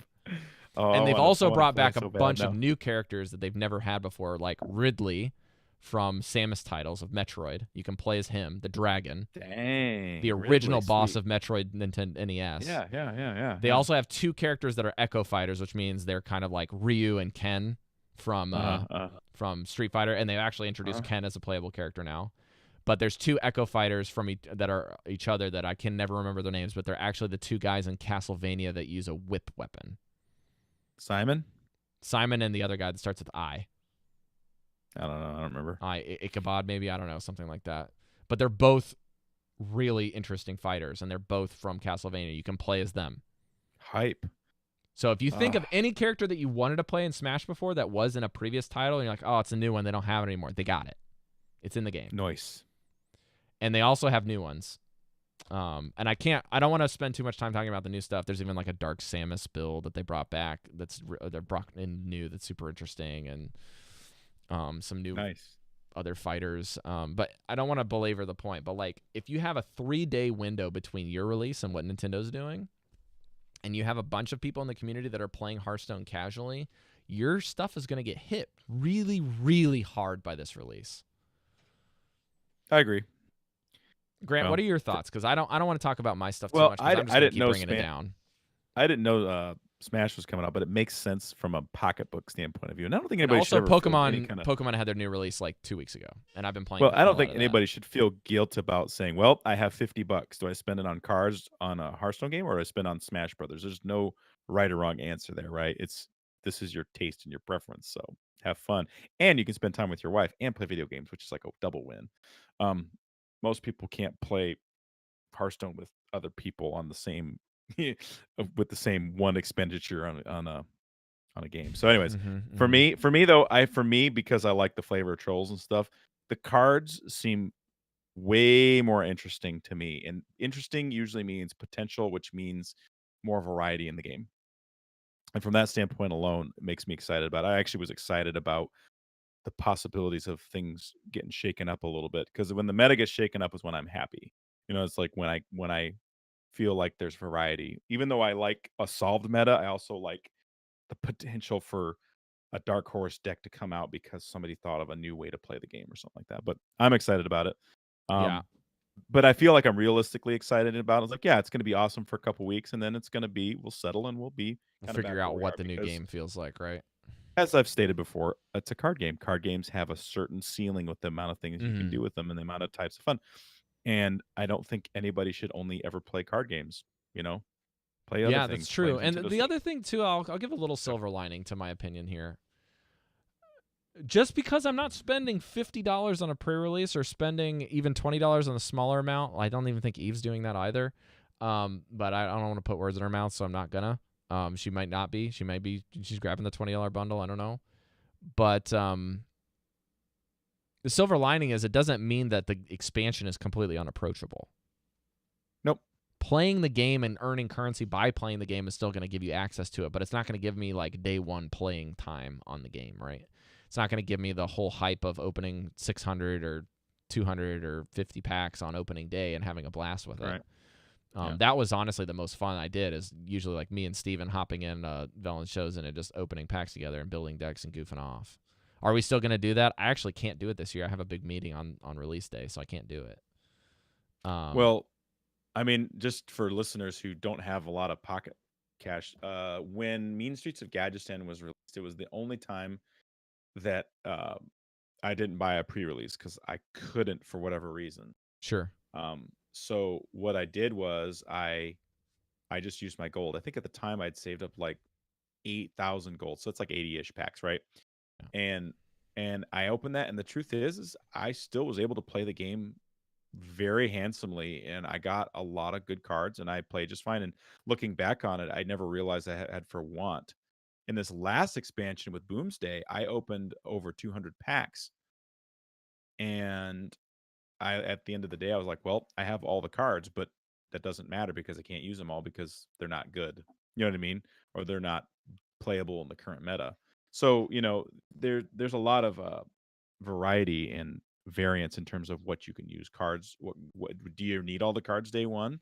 Are you that kind of a person, or are you a patient person where just spend your gold or spend nominal amounts of money on it and just play with what you got? You might find more enjoyment from trying to solve a problem with limited resources. So yeah, and to wrap up, guys, we know that this episode is long. It's an hour 40 at this current time, and so we're gonna wrap it up here in the next 5 minutes. But just wanted to make sure that you guys got enough Velens this week, because we have been gone for a week and we're not quite sure what's happening on the horizon. So if you feel like this episode's a little long, you want to go break it up.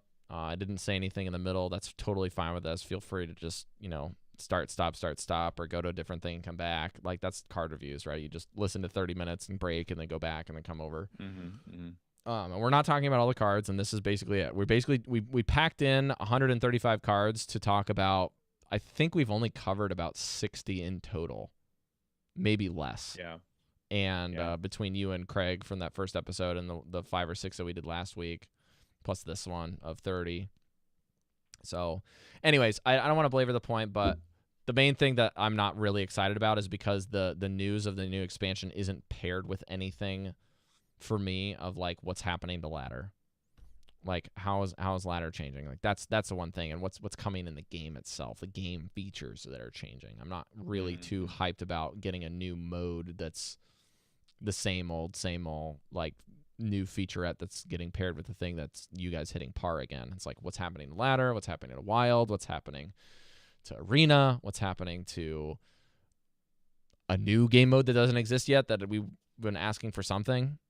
I mean, this is similar problems that Overwatch is having right now. That's regards to different things, but that's why I'm kind of a Debbie Downer, and I don't want to bring it down anymore. So just keep that in mind. There's always a silver lining with Hearthstone because it's free to play. You can come in and go when you want. It's just a matter of how much of the resources and your personal finance you can dedicate to it and your time. And both of those are in limited supply right now for me. That's very true. All right, folks. If you want to find us, you can head on over to velenschosen.com, and all our links are there. Discord links, Patreon, all that good stuff. If you want to support us monetarily, head on over to patreon.com/vellenschosen. $1, $10, and as I always say, $1 million would be greatly appreciated. All support is very humbly accepted and appreciated by all of us. Rob, even myself, we still divvy up the money to help each other out. Even Eve bails us out all the time, even though we don't get to hear her wonderful voice on the air all the time. But she's still our amiga in arms, if you will. If you want to support us non-monetarily, give us an iTunes review. We haven't had one in a while. Would love to read one. I did check this week. We don't have any new ones. Fail. But it helps us get up there on the search. We still got new people talking to us in Discord, so that's cool, having people come and say hi. For if you're new and you're shy and you want to maybe get better at the game or get into a community, our community is incredibly warm, welcoming, and they're very helpful. Had a great question this week in the Discord. When I grind for a legend, do I just stick to one deck or should I get good at multiple decks? And the response was awesome, and I think it was very helpful for who asked the question. I don't There's remember offhand, there's one sorry. more way you guys can financially support us, which is Twitch. On twitch.tv Yeah, /Velen's Chosen Podcast is our feed. You can support us on there with our affiliate status. You can actually send us bits, like our good friend Nataku, who was able to donate live on our stream 100 bits. Thank you for those bits. As well as you can subscribe with Twitch Prime if you have it, which is connected to Amazon Prime, or you can just use a regular financial thing and just give us the $2.50 for that. We do get a half of the sub, which is the reason I say $2.50 is because half of it's Twitch's and half of it's the creators per one. So that's usually how it goes. Yeah. But yeah, it's a great way to support your creators just for a very limited amount. And also our Patreon is monthly, not per creation like OmnicLab is, even though if you guys have a little bit of overlap with both of those shows sometimes. Just keep that in mind. I hope you guys have a great expansion. I really do. Despite how individuals feel, whether that be me or Eve or Grant and any other creators out there, if they're poo-pooing your expansion and you want to like it, or you're not really into it and you're like, well, I want to give it a try and see how it goes, we here at Velen's Chosen hope you enjoy your expansion. So please do that if you want to and not feel obligated to enjoy something. That's one thing that that our shows haven't really talked about pretty much ever on our show. If there's a new expansion and it's there, go enjoy it, but don't feel like you have to. And do it of your own accord and enjoy it with other people. Our communities are always welcome. I know that any Discord you go to in the Hearthstone space, you're going to be seeing a lot of deck lists. So join a couple Discords and have some fun by picking up on some decks and go hang out with people. All right, boys and girls, thanks for listening. You can find Eve over at twitter.com/LoremasterEve. You can also find her at Knights of Lore on Twitter. And you can also find her in game at Loremaster TR. So Loremast TR EVE #1974 if you want to find her in the game. You can also find me at Not Rob on Twitter and Instagram. I'm doing some things there. I'm gonna do something with the studio soon. I actually we haven't been doing concept craft for the last couple weeks, but Carrie and I are trying to figure out some way of like shifting it over because we're kind of getting antsy with our D&D stuff. We don't want to give away too much stuff to our D&D group, and it seems like only them are listening to the podcast. So I'm like, we'll see. But yeah, we're gonna do some other things and maybe kind of make sure concept craft is more about just us two. So it's in the works. And then if you guys like Overwatch, you can find that over at omniclab.com. Grant, wrap us up here. Find me at WatchmanHS on Twitter. Friend me in game, Watchman #1140. If you want to know what it's like to play with a golden coin, I have golden whiz bang decks, and I share all my decks, so you don't even have to ask. Just borrow. Nice. Yeah. All right, you guys. I guess I'll just shut us out, Rob. Yeah, go for it. Have a happy expansion. Cards are dropping this week. Share in the Discord. Share online. It'll be fun. Let's have a good week. And remember, as you're opening your packs and wondering when you'll get that next legendary, just remember, not all who wander are lost. Take care, guys. Bye. See you later, stream. If you're on YouTube, like and subscribe if you want to see more stuff like this. We'll see you guys. Bye. Stop recording a project.